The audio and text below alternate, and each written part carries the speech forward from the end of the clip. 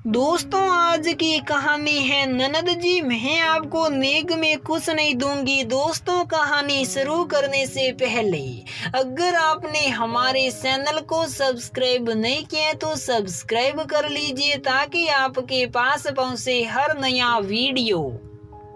ममता की 3 ननद थी और तीनों एक अलग ही तरह की। बस कितना ममता उठा कर दे दे। अभी ममता की शादी को 6 महीने ही बीते थे कि खुशखबरी का माहौल बनता है। ममता का पाँव भारी होता है। अब ननद रानी अपने नेग के बारे में पड़ी है। देवर जी अपने नेग के बारे में कि भाभी को बेटा होगा तो मैं अच्छी सी बाइक लूंगा। तीनों नंदों ने अपने अपने बारे में सोच रखा है। मैं तो झुमका लूंगी, दूसरे नंबर पर मुझे तो ब्रेसलेट चाहिए, तीसरे नंबर पर मुझे तो गले का चाहिए। ममता की छोटी ननद सुरभि भी प्रेग्नेंट थी। उसका दिन नजदीक था। एक दिन ममता ने हंसी मजाक में पूछ लिया, दीदी आप अपनी ननद लोगों को क्या देगी? तब तक सुरभि ने गुस्से से बोला, मेरी 2 बेटियां हुई थी तो अंगूठी और साड़ी दिया था, लेकिन इतनी नक्संडी मेरी ननद हैं कि साड़ी उन लोगों को पसंद ही नहीं आई।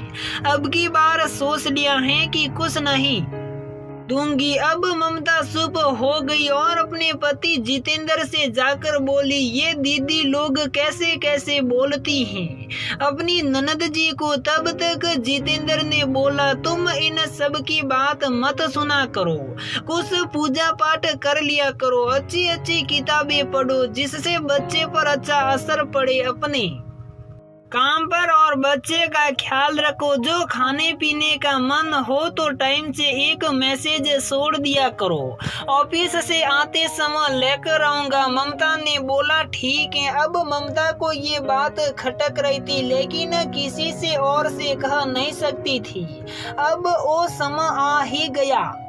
ममता की सासू माँ बेटी के घर जाती हैं और एक मेड भी साथ में ले जाती हैं। खैर सुरभि ममता की ननद को ऑपरेशन से बेटा हुआ। खूब गोलू मोलू सा बच्चा था। सब खूब बधाई दे रहे थे, गाना बजाना हो रहा था। बेटे के जन्म के अवसर पर प्रोग्राम रखा गया। दिन में सुंदर कांड का प्रोग्राम था और रात में बढ़िया होटल में प्रोग्राम रखा गया था। अब ससुराल पक्ष से उसी दिन पहुंचे जिस दिन सुंदर कांड बैठा था और मायके से सारी बहनें और ममता 1 हफ्ते पहले पहुंच गई। सासू माँ पहले से ही थी। ममता ने बोला, मुझे तो बिल्कुल अच्छा नहीं लगा।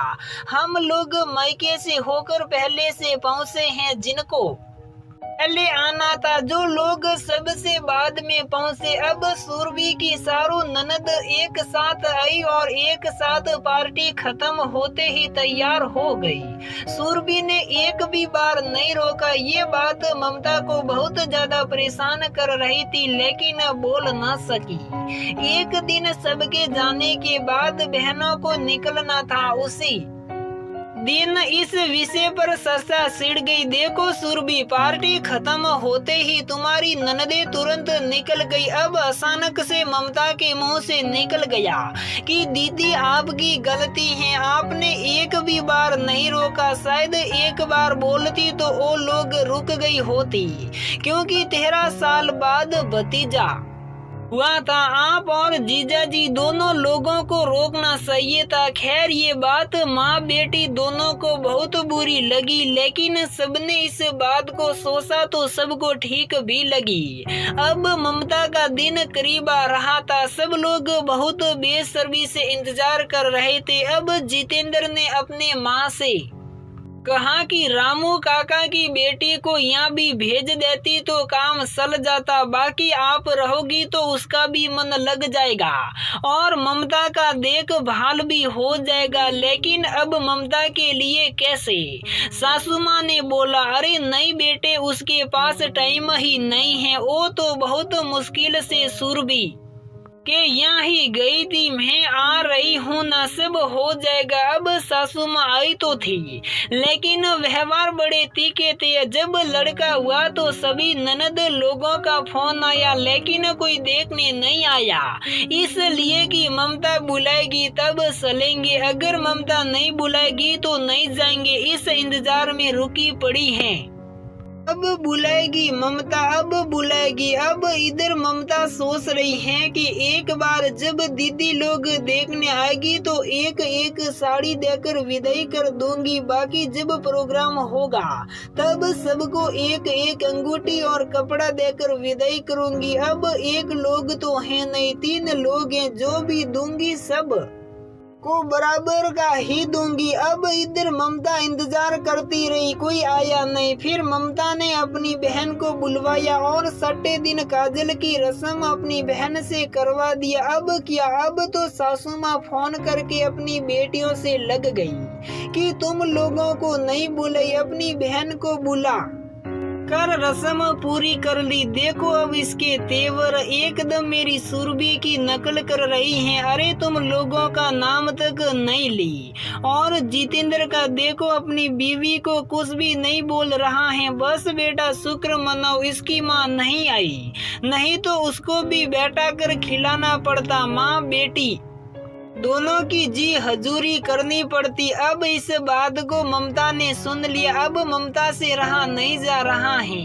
अब ममता भी वजह ढूंढ रही है और शाम होते होते वजह मिल ही गई। खाना बनाने वाली आकर पूछ कि क्या बनेगा आंटी जी, तो इशारे से बोली जाकर उन्हीं से पूछो। ललिता आकर बोलती हैं आज खाने में क्या बनेगा भाभी। ममता ने बोला मम्मी ने नहीं बताया क्या।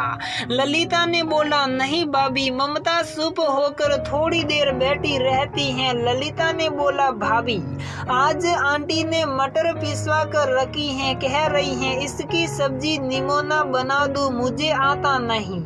हमने पूछा तो कह रही हैं कि अपने भाभी से पूछ लो। अब ममता को बहुत बुरा लगा। ममता अचानक किशन के दरवाजे पर जाकर खड़ी हो जाती हैं। सारी बातें सुन ली। ममता ने सासू माँ भिंडी हैं ललिता से कि अरे बेटा जब तक हम हैं तब तक नहीं बताएगी, जैसे हम लोग चले जाएंगे वही सब बताएगी। ममता ने बोला गाँव घर का खाना उसको नहीं आता, वो नेपाली हैं, आप तो नहीं दूसरे देश की हैं, आप खाई नहीं हैं या बनाई नहीं हैं। अगर यही सब अपने बेटी के साथ होता है तो सबको बुरा लगता है मम्मी, लेकिन बहू के साथ करने में एक बार भी कोई नहीं सोचता। बेटे के आने पर तो ऐसे लगता है कि इतना प्यार करती हैं, लेकिन इस असली प्यार को सिर्फ ममता जानेगी, दूसरा कोई नहीं। ममता ने खूब सुनाया कि जब आप हो तो नहीं बताऊंगी, आप नहीं होती तो हम जैसे मन करता वैसे अपना काम निकालती।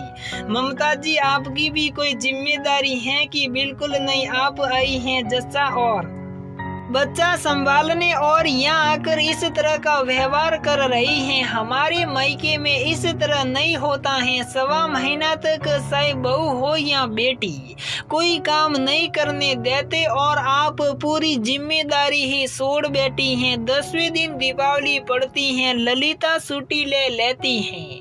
ममता ने सोचा देखो आज क्या और कैसे होगा। अब इंतजार करते करते 8 बज गया, लेकिन किचन में नहीं गई सासू माँ। फिर हार मानकर ममता गई किचन में और जल्दी जल्दी खाना बनाई। किचन से निकली तो देवर ने मजाक के लहजे में बोला कि आज भाभी बहुत दिन बाद किचन संभाली तो कैसा लगा। ममता ने मुस्कुराकर बोली कि बहुत अच्छा महसूस हो रहा है। अब सासू माँ के पास 1.25 महीने का टाइम नहीं था।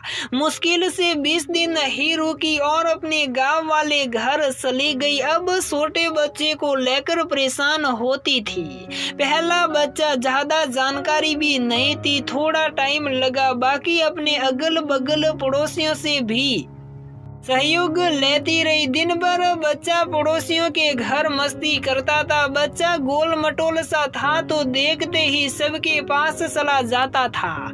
सब लोग बहुत प्यार करते थे। 1 साल के अंदर मुंडन करवाना था तो अप्रैल का मुहूर्त निकला तो सासू माँ बेटी और दामाद के साथ वैष्णो देवी चली गई और एक बार भी कोई नहीं पूछा कि ममता अथर्व का मुंडन करवाना है तो साथ में चल लो। 28 मार्च को ही जाना था। सासू माँ को अपनी बेटियों के साथ जाना भी था। दिल्ली से ही ट्रेन थी और आना भी था। दिल्ली होते हुए सबने सोचा अगर ममता बुलाएगी चलेंगे, नहीं बुलाई तो उसके यहाँ नहीं जाएंगे। अब ममता को जैसे ही डेट का पता चला बस बेटे को लेकर मुंबई घूमने चली गई अपने मामा के घर। अब इसके सबको बहुत बड़ा झटका लगा। सबने कहा भी कि जब सब गए तभी घूमना था, इससे पहले या बाद में भी जा सकती थी। जितेंद्र कभी भी कुछ नहीं कहता था क्योंकि कई बार उसने अपनी माँ को और बहनों का व्यवहार देख लिया था जाने अनजाने में, इसलिए ममता को न कुछ कहता न ही अपने परिवार वालों को। बस ममता को समझाता ही रहता था। अपने अपने घर जब पहुंची ननद लोग तो उनकी सासू माँ ने पूछा कि हम तो सोचे कि ममता के यहाँ रुकोगी, कम से कम 1 हफ्ते तो तुम लोगों को लग ही जाएगा। आजकल ममता का फोन भी नहीं आता, क्या बात है, सब ठीक तो है ना बहू?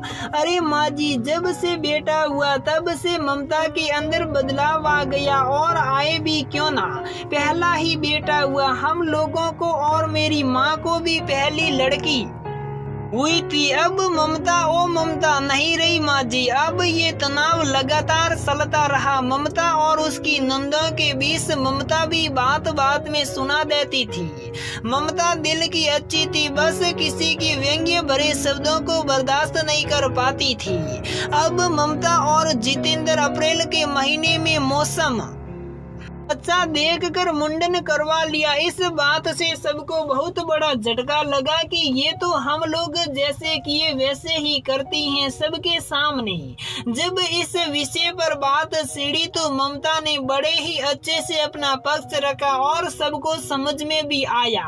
अंत में सबने अपनी ही हुई गलती को और फिर थोड़ा सा बदलाव तो आया, लेकिन इन लोगों में कोई खास बदलाव नहीं आया। सबसे बड़ी बात जितेंद्र साथ देता था और ममता को बोलने से रोकता था ताकि किसी को बुरा न लगे। अपने द्वारा की गई गलती को मान लेना ही बहुत है, बाकी जो ऐसा करेगा वैसा भरेगा। बहुत पुरानी कहावतें। बाकी अपने परिवार में इस तरह की हो रही गलती को अनदेखा न करके बल्कि एक साथ बैठकर एक दूसरे की गलतियों को बताकर समझाया जा सकता है। शायद हर एक गलती को बताने से घर की स्थिति में काफी बदलाव आए। ये काम घर के बड़े बुजुर्ग ही करे तो ज्यादा बेहतर होगा।